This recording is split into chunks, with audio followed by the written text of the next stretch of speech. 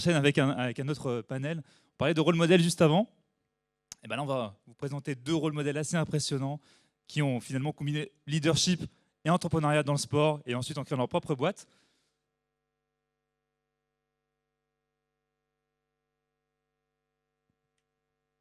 Bref, autre panel du coup jusqu'à 13h. On va recevoir juste à l'instant Louis Saha, que vous connaissez pour la plupart, Nadia Ben Abdelwahed, qui aussi manage maintenant des sportifs, ancienne championne de judo, modéré par Lucas de One Flash, fondateur dans le Fighters Programme, qui est maintenant dans un autre programme de Station F. Merci de les accueillir.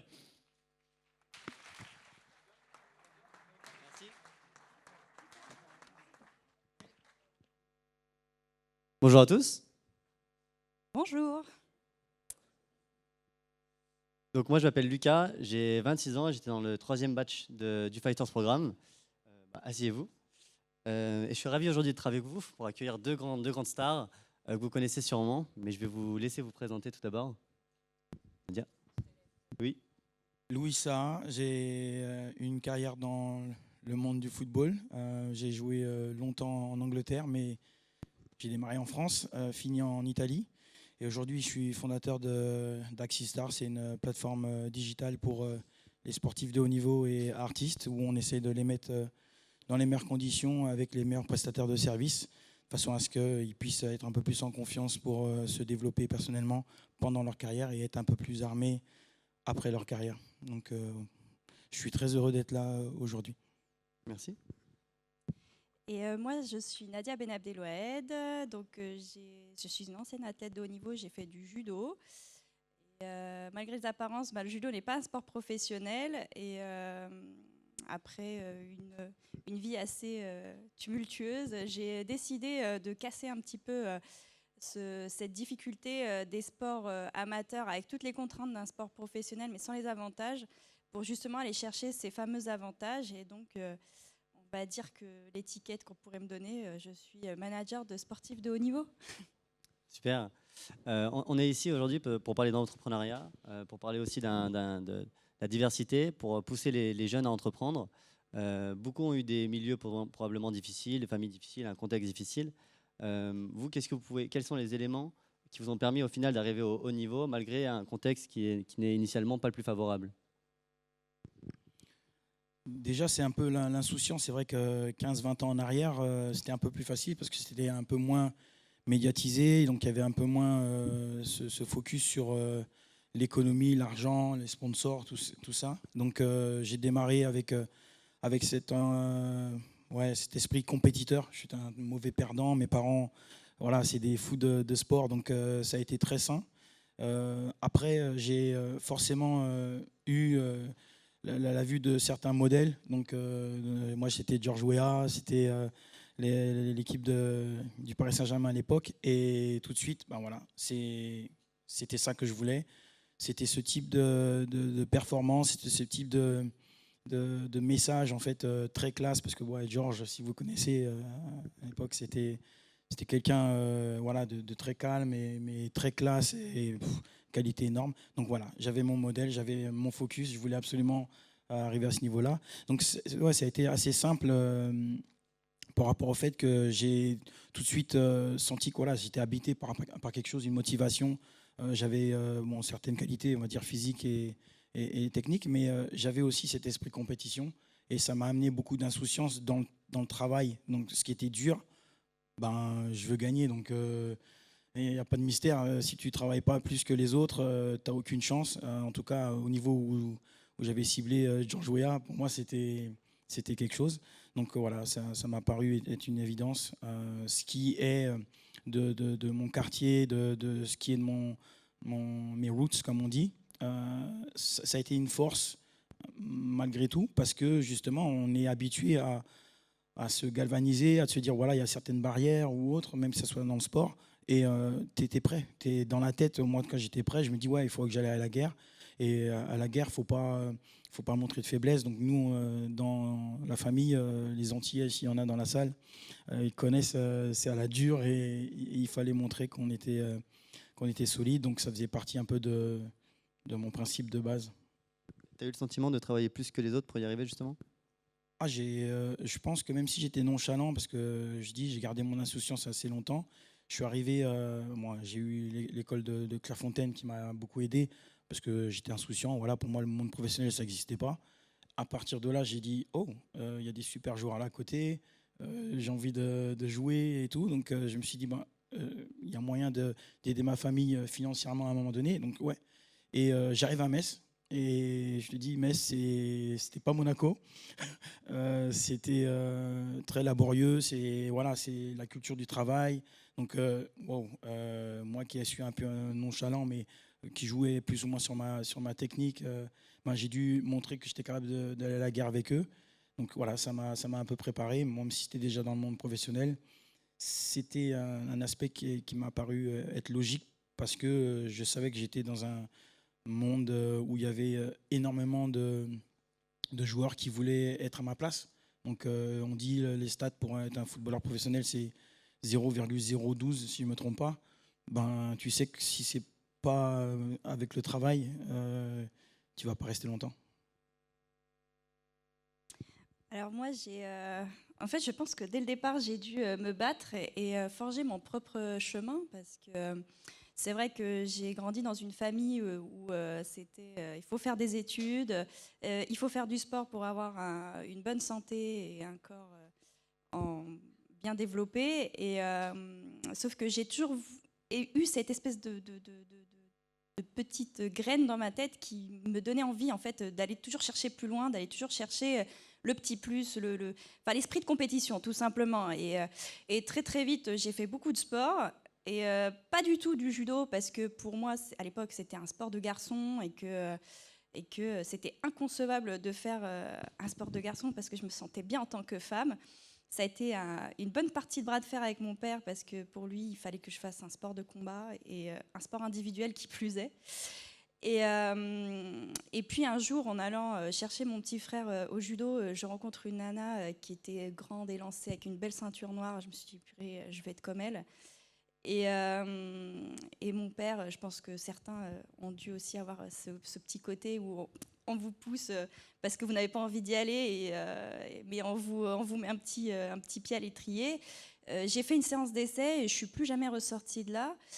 Et très très vite, alors ça a commencé tôt, hein, parce que j'étais en 4e, on arrive aux réunions parents-prof, ma prof de 4e me dit « Bon alors Nadia, qu'est-ce que tu veux faire qu'est-ce que tu veux être plus tard ?» Et j'ai dit à ma prof, je voudrais être championne olympique et chef d'entreprise. Et là, elle m'a regardée avec des yeux de merlan frit en disant « Mais t'es complètement folle !» D'ailleurs, elle a convoqué mes parents pour ça, c'était assez marrant.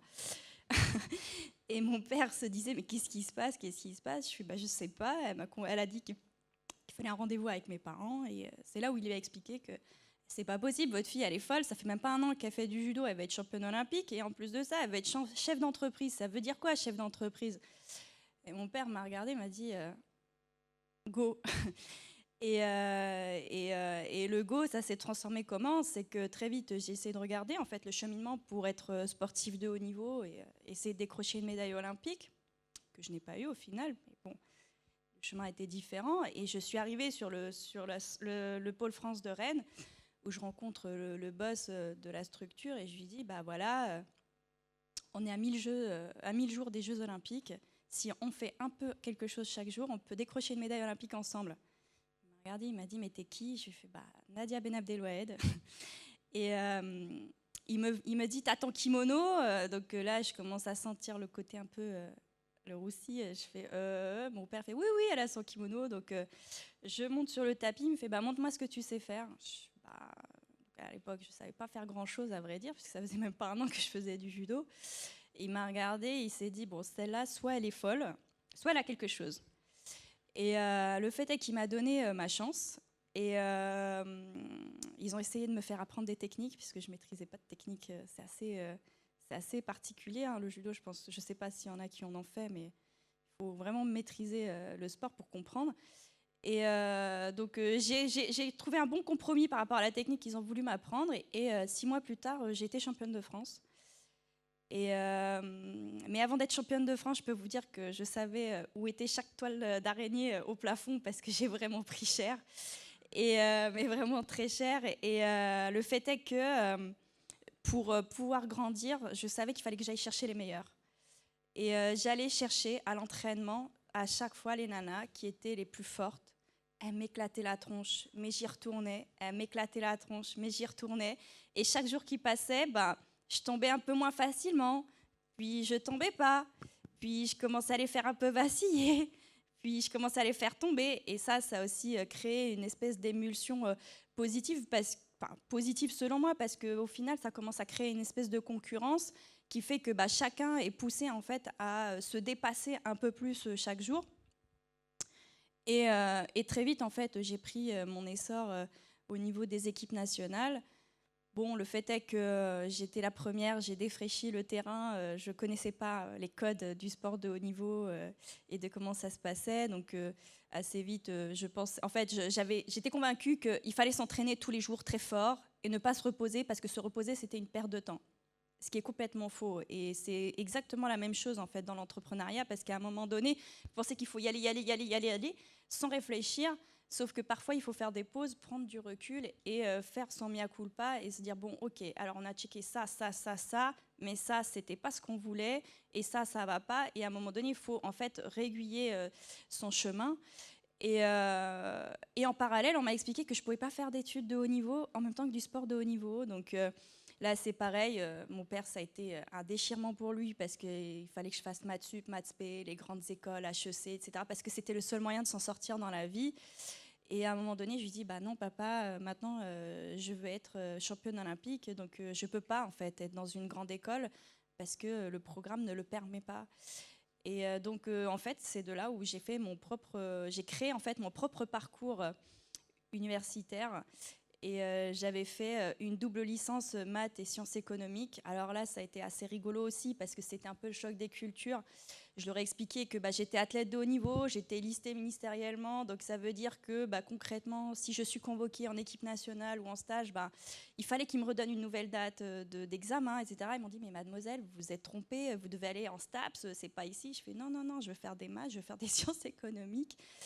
Et puis très vite, comme j'étais toujours déterminée à l'idée d'être entrepreneur, je me suis dit, bon, il faut que j'ai des notions de langue, il faut que j'ai des notions de commerce international, de management, etc.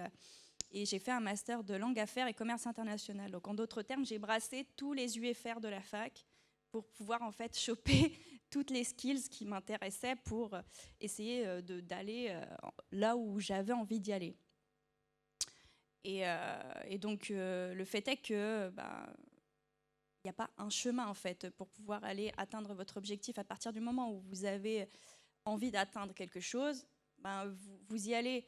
Et le fait est qu'aujourd'hui, je ne suis pas championne olympique, mais le chemin que j'ai parcouru m'a permis de comprendre en fait un petit peu les blocages et quels sont les éléments du système qui fait que si vous n'êtes pas dans le système, vous ne pouvez pas passer. Et ces éléments-là, je les ai chopés de manière à essayer en fait de réadapter les choses pour que ceux qui suivent derrière ne subissent pas en fait ces injustices et ces incompréhensions. Merci. Merci. Quand on veut se lancer dans l'entrepreneuriat, aujourd'hui, il y a beaucoup de peur, beaucoup de doutes. On a peur de ne pas avoir l'argent, de ne pas avoir les connaissances, de ne pas avoir l'entourage. Qu'est-ce que vous pourriez dire à ces 300-400 personnes ici qui hésitent à se lancer justement?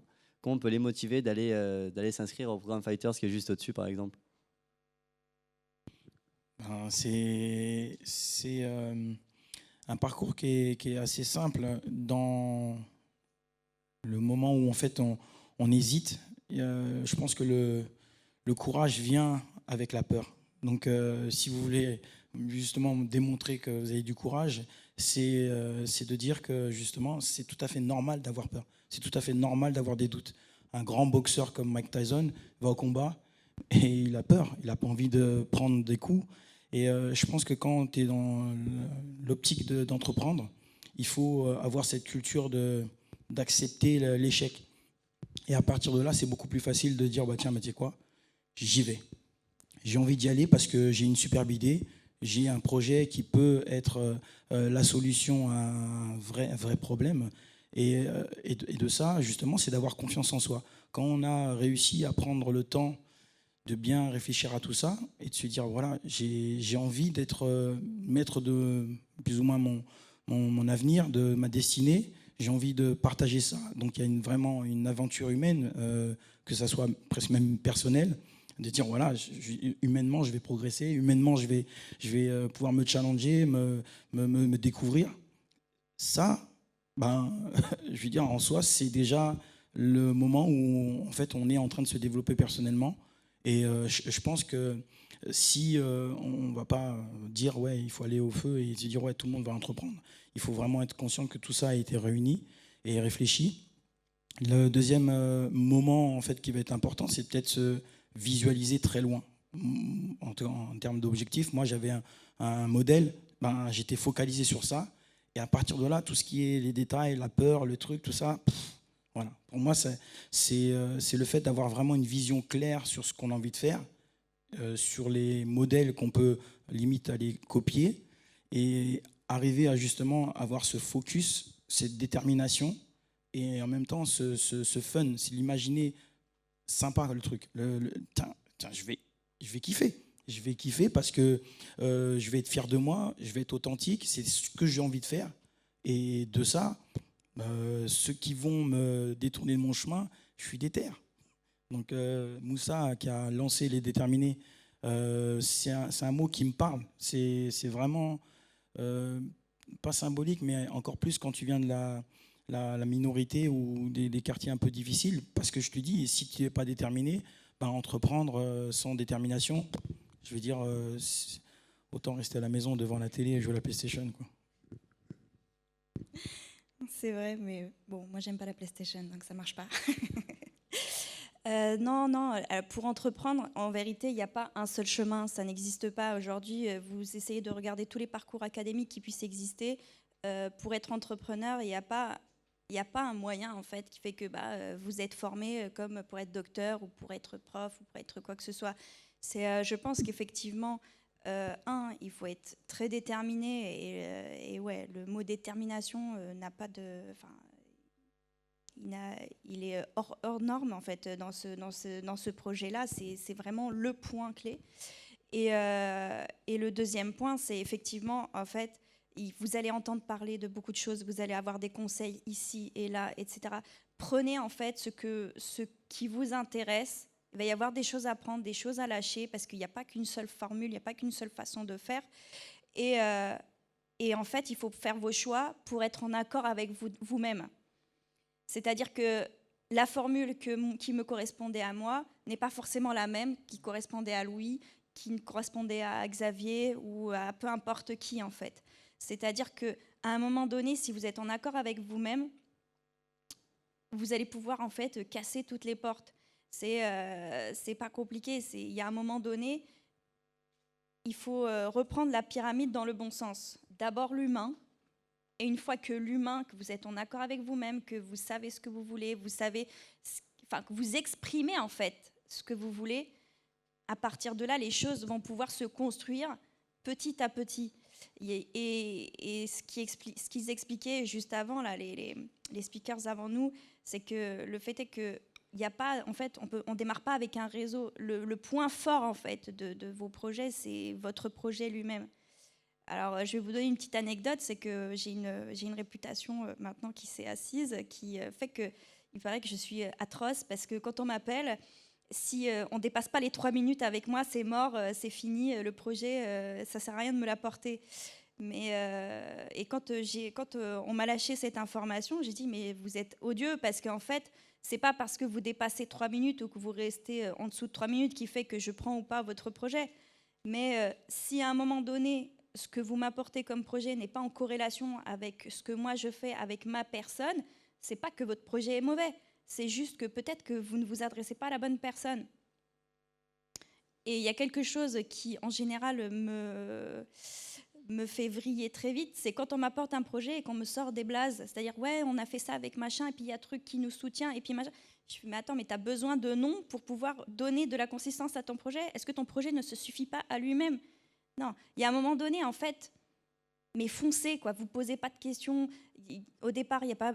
Moi, j'avais 0. Hein. J'ai bossé pendant 1 an avec 0. Je n'ai pas demandé de rémunération parce que je voulais être certaine de ce que je faisais et que je m'interdisais en fait de prendre l'argent des autres pour pouvoir essayer, tenter mon expérience.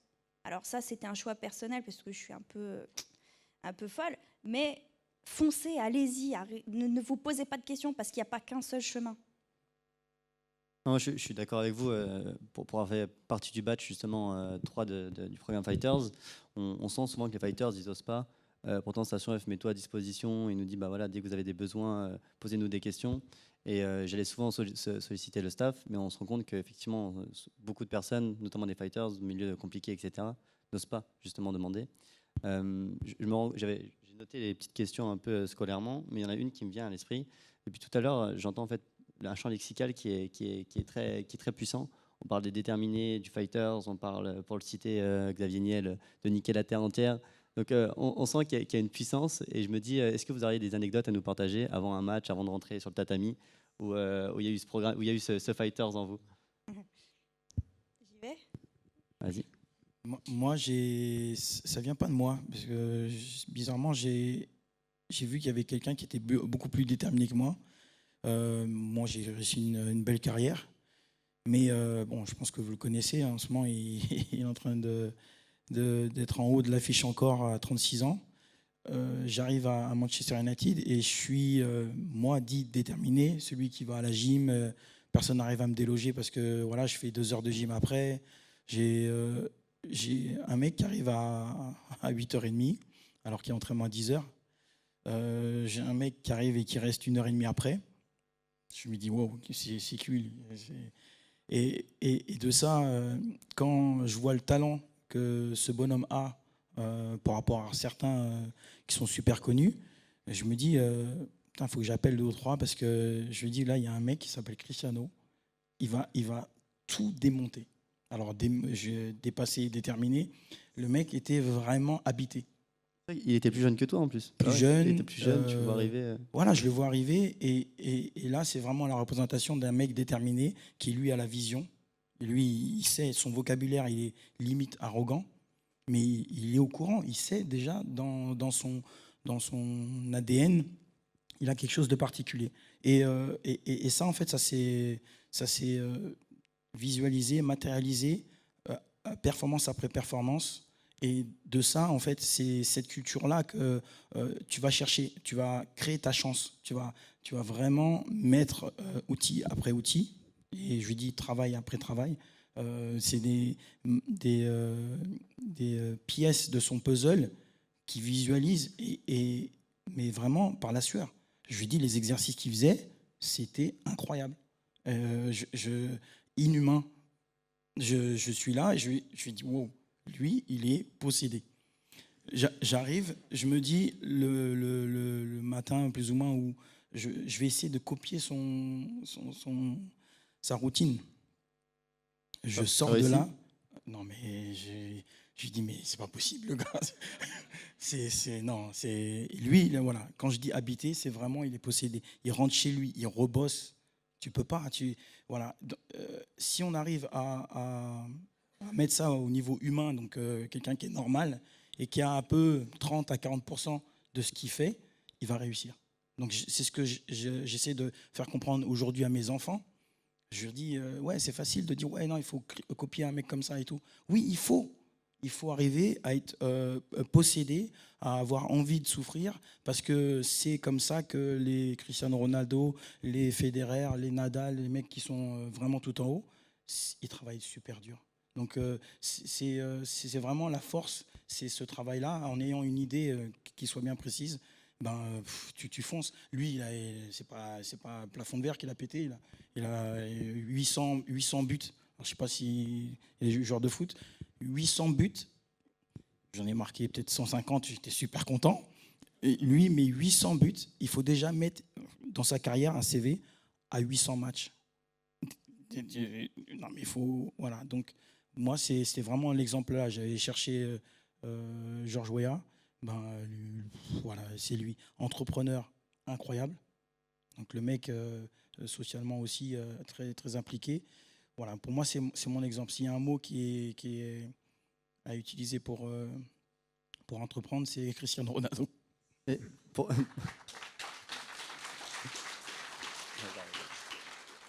Donc, pour toi, Ronaldo est un vrai fighter. Ouais, Faudra le faire venir, Non, Marwan. mais lui c'est tous les jours. En plus, il fight contre lui-même. Donc, Il n'y a pas meilleur, donc en fait, il peut se battre que contre lui-même. Merci en tout cas. Toi, Nadia? Alors moi, ma petite anecdote, et on va revenir un petit peu donc, à la période où j'ai été championne de France, au bout d'1 an et demi de pratique. Ce que j'ai oublié de vous dire, c'est que j'ai été championne de France après m'être fait opérer de l'appendicite, genre 1 semaine et demie. Donc j'étais avec mes fils et compagnie, et le fait est que j'ai tout pété en fait. J'avais une hernie, j'avais une espèce de boule ici, et c'était rigolo parce qu'avant de monter sur ma finale, je regarde mon coach, je dis j'ai mal ici, il fait ouais, t'auras mal après. Donc j'ai eu mal après. Et je me suis fait opérer dans la foulée. Et après, je reviens, après 3 semaines de convalescence, on me dit ouais, Nadia, écoute, on a moyen de te surclasser dans la catégorie d'âge supérieur pour reprendre un petit peu et te remettre dedans avant d'entamer la saison internationale. Et donc j'arrive totalement innocente parce qu'en plus je connaissais personne, je m'en foutais. Tous ceux qui étaient devant moi, je les prenais, et puis go, fight. C'était juste la question, c'était fight. C'est tout ce que je voulais. Et au moment où je monte sur ce premier combat, mon coach, je ne sais pas pourquoi il a fait ça, il me dit ouais, pas de complexe, c'est la championne de France en titre, donc si tu perds, c'est pas grave. Je le regarde, je me dis mais pourquoi tu me dis ça? Et là, je gagne. Et j'ai eu le malheur, entre guillemets, d'exulter ma joie. Parce que j'étais heureuse, quoi. Je suis montée dans la catégorie des plus grandes, et puis je bats la championne de France. C'est-à-dire que voilà, quoi. Et à l'époque, donc cette nana était pas très contente de ça, et elle dit putain, Benab Deloued, c'est pas très français ça. Est-ce qu'elle est bien française? Et donc on commence à me demander mes papiers et compagnie. Moi pendant ce temps-là, je continuais ma compète, hein. Et je les voyais tous s'agiter autour de moi, je comprenais pas ce qui se passait. Et puis à un moment donné, je dis bon, pause, qu'est-ce qui se passe? Et on me dit il y a un problème, il y a un problème. Donc à l'époque, j'avais pas la nationalité française. Et de là, j'ai dû me retrouver dans un dilemme en fait. C'est-à-dire que quand on n'était pas français, on ne pouvait pas combattre dans ces catégories d'âge. Et le fait est qu'on remettait ma légitimité de pouvoir gagner face à des gens. Parce que j'étais une gamine, hein, j'avais 16 ans, j'arrivais, je voulais juste faire du judo parce que j'avais pas les bons papiers. Et à un moment donné, je les ai regardés, je fais je m'en fiche, montrez-moi ce que vous avez dans le pantalon, parce que c'est hors de question que je me fasse humilier devant tout le monde parce que j'ai eu le malheur de battre une nana. Donc au final, j'avais pas eu l'autorisation de gagner la compétition, donc à moi de me débrouiller pour pas gagner la compétition. On me file le prix du meilleur fair play. Donc c'était assez marrant ça. Mais par contre, on ne me donnait pas l'autorisation de combattre à l'étape suivante parce que, vous comprenez, j'avais fait déjà des choses exceptionnelles et que j'étais capable de regagner les championnats de France au-dessus, et que je n'aurais pas ma légitimité pour représenter la France puisque je n'étais pas française. De là, je regarde mon père, je lui dis qu'est-ce qu'on fout là en fait? Qu'est-ce qu'on fout là? Explique-moi. Donc, il a obtenu notre naturalisation en moins de 3 mois, ce qui était quelque chose d'assez incroyable. Mais j'ai réussi à garder ma place en équipe de France. Et donc, à la rentrée, on s'est retrouvés au centre d'entraînement. Et tous les jours que Dieu faisait, je l'attrapais, je l'éclatais, et je lui murmurais à l'oreille « Alors, je suis assez française ou pas, là ?»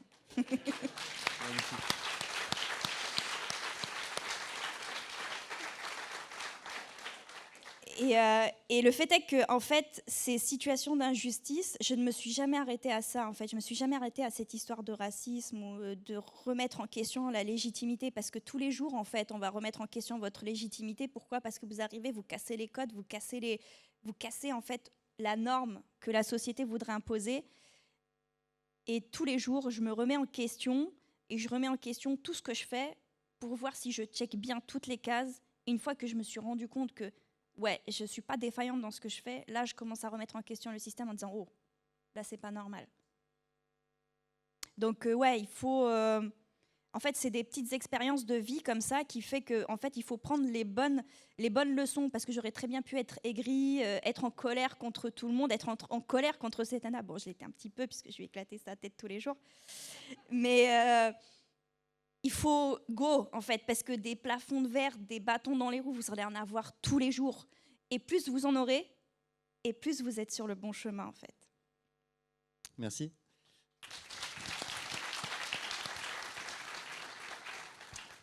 Il nous reste un peu plus de 10 minutes. J'aimerais bien qu'on pose quelques questions au public, mais juste avant, j'aimerais vous demander si vous avez, très, très court, si vous avez 2-3 points que vous voudrez donner à ces 300-400 entrepreneurs pour résumer un peu ce que vous pensez de l'entrepreneuriat et ce que c'est d'être un fighter.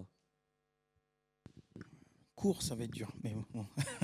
Ce qui est sûr, c'est que quand on démarre l'entrepreneuriat, il faut vraiment protéger son authenticité, le fait d'être soi-même, le fait d'être, je pense, bien dans ses pompes, et être heureux. Ça, pour moi, c'est la base. Ça démarre par ça.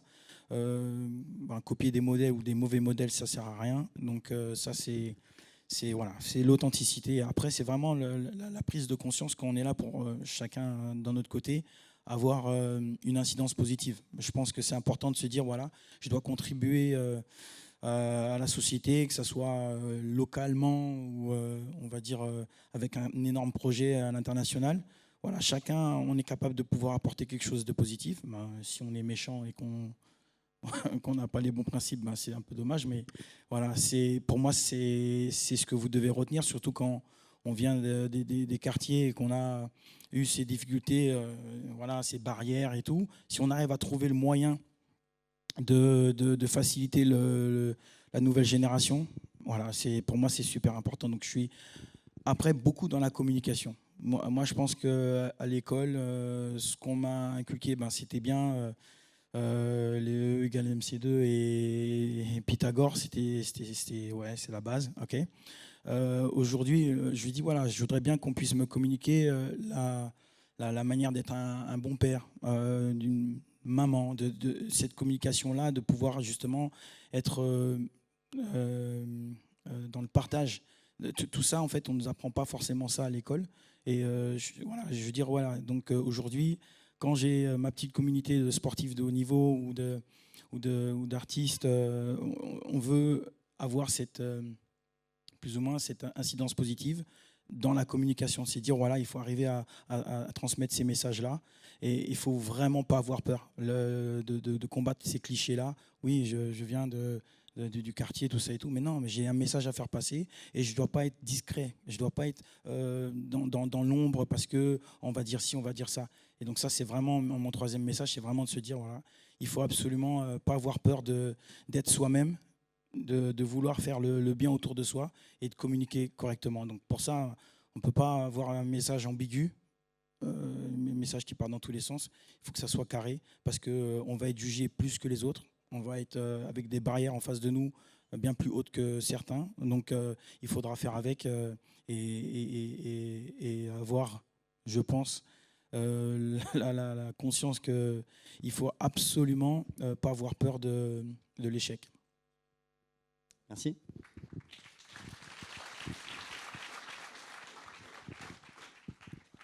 Alors, je vais essayer d'être rapide. Je crois beaucoup en une chose. Je suis très croyante en un dogme très très simple. C'est il faut croire en soi-même. Si vous ne croyez pas en vous-même, personne ne va le faire. C'est la première des choses. Donc, croyez en vous-même, soyez solide, parce qu'il y aura des gens qui vont venir vous faire vaciller, vous mettre des doutes, mais parce qu'eux, ils ont leurs propres craintes dans leur vie. Donc, go, croyez en vous-même. La deuxième des choses, c'est que c'est Goethe qui avait dit ça, c'est que si vous avez un rêve, si vous avez un projet complètement fou, il n'est pas venu en vous de façon comme ça, par magie. C'est qu'en fait, au fond de vous-même, vous avez des pressentiments, des choses qui font que en fait, vous avez la capacité en fait, d'atteindre ce rêve. Ça, c'est la deuxième des choses. Et la troisième des choses, c'est qu'aujourd'hui, si on regarde un peu la société, on est un petit peu... je pense qu'on peut se dire qu'on est jeune. Hein, ouais, on est encore jeune. Ouais. Moi, je pense que oui. Si, t'es encore jeune. En fait, on est une génération qui n'a pas d'héritage. En fait, on est des héritiers sans héritage. Parce que si on regarde la situation de la planète, on est à la COP numéro je ne sais pas combien. On regarde qu'est-ce qui s'est passé là avec cette pandémie mondiale. Mais le fait est que en fait, on peut se créer notre propre héritage. Il faut péter en fait les stéréotypes, casser ces espèces de barrières, de plafond de verre qui vous fait croire qu'il faut être comme ci ou comme ça. En fait, il y a de la place pour tout le monde. Donc prenez votre place. Prenez votre place parce que vous l'avez. Voilà.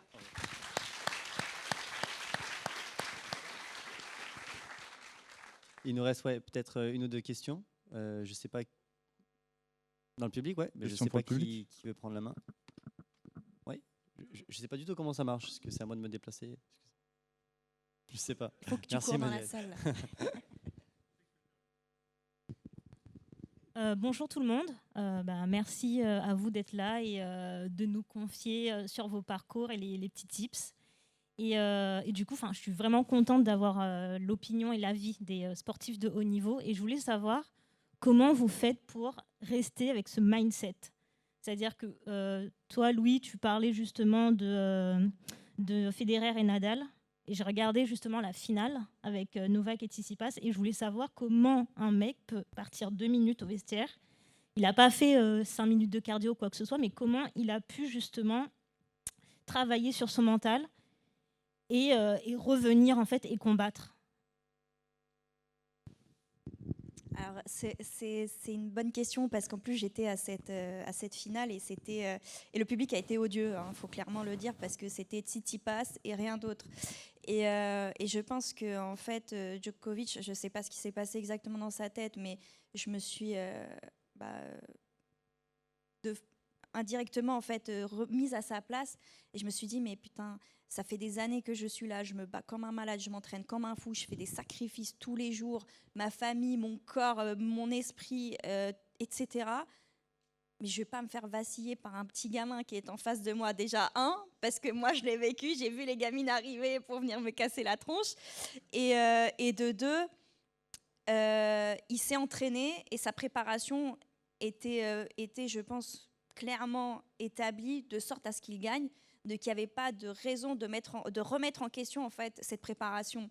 Donc à un moment donné, en fait, vous-même, en fait, vous avez des ressources insoupçonnées au fond de vous-même qui font que vous êtes capable en fait de dépasser ces difficultés sur le terrain. En tout cas, moi, je le visualise comme ça. Je ne sais pas ce que tu en penses, toi, Louis.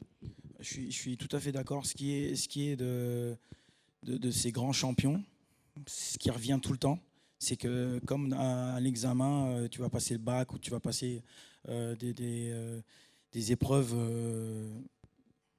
que tu sais que ça va être compliqué, tu apprends ta leçon. Ces mecs-là, ils se lèvent avant tout le monde, s'entraînent plus que les autres, ils sont déterminés, et donc en fait ils sont vraiment en phase.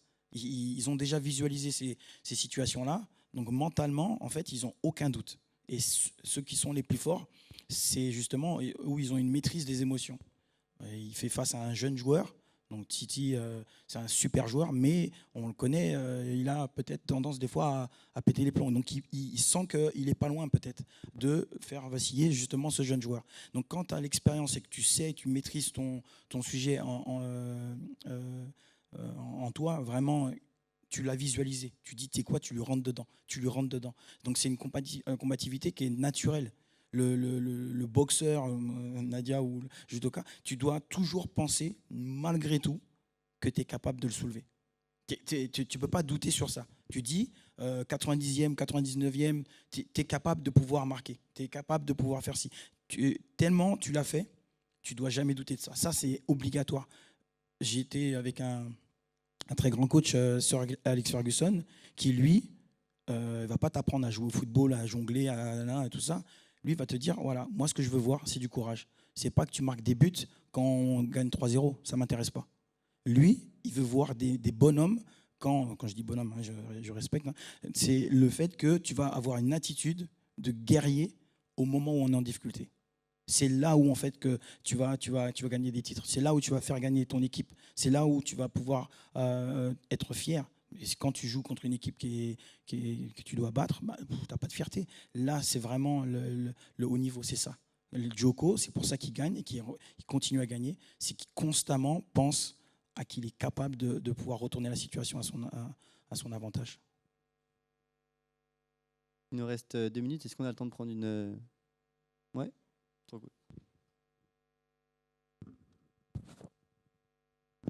Bonjour, Camille Picoulas. Je fais partie de la famille Les Déterminés, promo 27 de Toulouse, un Toulousain. Merci de votre expérience, de ce partage.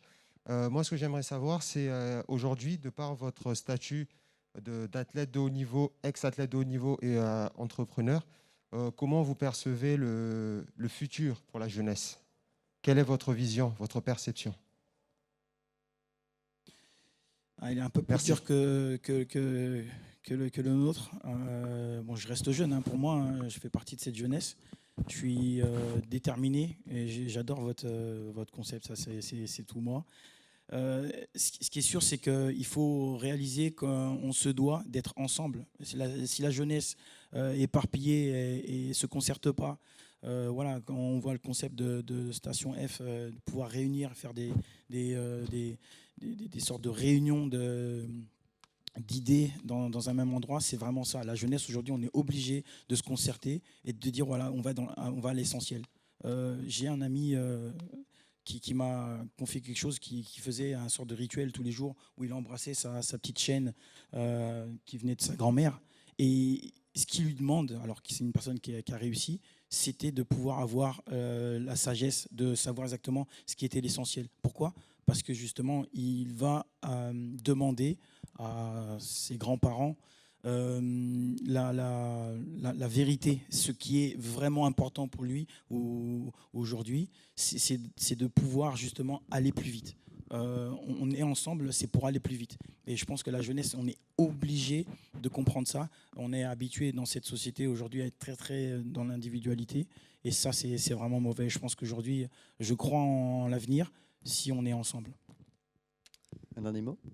Alors moi, c'est marrant parce que j'ai vraiment foi en la jeunesse qui arrive là, parce que vous êtes tellement déconcertants, ils sont tellement déconcertants parce que en fait, ils s'en foutent des codes, ils arrivent, ils y vont, ils rentrent dedans. Il suffit de voir un Tsitsipas qui se retrouve face à un Djokovic, pourtant ils ont 10 ans d'écart. L'autre, il devrait être là devant, oh là là, je suis devant Djoko, mais pas du tout, il lui est rentré dedans. Et le fait est qu'en fait, les nouvelles générations, je les vois arriver et ils sont décomplexés. Et ça, c'est canon, parce qu'à partir du moment où vous êtes décomplexé, vous pétez déjà une partie des plafonds de verre. Et ça rejoint parfaitement mon rôle modèle, la personne qui m'a le plus inspirée, c'était ma grand-mère, qui me disait déjà toute petite, pourtant ma grand-mère était illettrée, hein, elle vivait au fin fond des montagnes du Djurdjura en Kabylie, elle me disait, écoute, si quelqu'un réussit à le faire, pourquoi pas toi? Donc la jeunesse d'aujourd'hui est vraiment dans cet état d'esprit, donc go, go, go, go. Merci à tous. Merci. Merci. Merci à tous.